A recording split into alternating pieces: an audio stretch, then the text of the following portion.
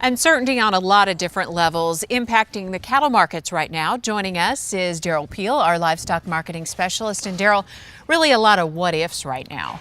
There really is. You know, the cattle market, I think the fundamentals are quite strong from an industry standpoint, but there's just a lot of factors, some internal but many external, that are affecting the markets right now. You know, we've had to deal with a lot of issues the last month in terms of the flap over lean, finely textured beef.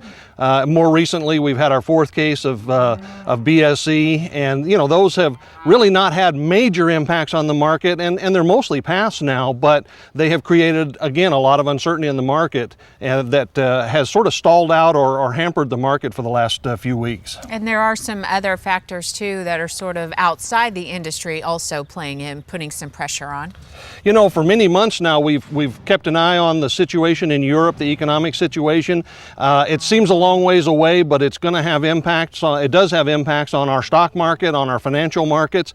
Most recently, the elections, some of the elections that were held in France and in Greece raised that specter even higher now, that we may see some disruption, or again, not necessarily for sure problems, but the uncertainty that goes with what could happen is going to cause some additional limitations in the market as we go forward. And as a result, how is trade looking? You know, international trade on beef, the data we have so far this year shows that it's off a little bit. That's actually kind of what we expected.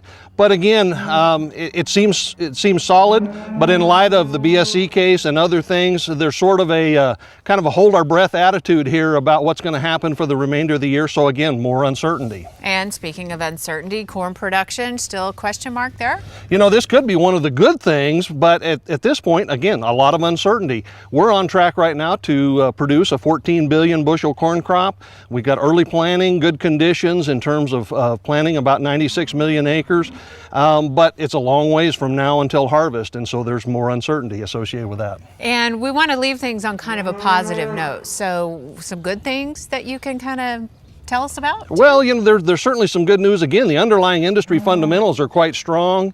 Gas prices, which has clearly had an impact on demand this spring, have begun to come down a little bit. Walmart recently announced a major beef featuring movement, and one of the things we've been looking for is a jump start to summer grilling season and some increase in beef demand. So there are some good factors out there. I think if we can just work through this uncertainty, there's plenty of reasons to be optimistic in this market. Okay, we'll stay optimistic then. Derrell Peel, thanks a lot.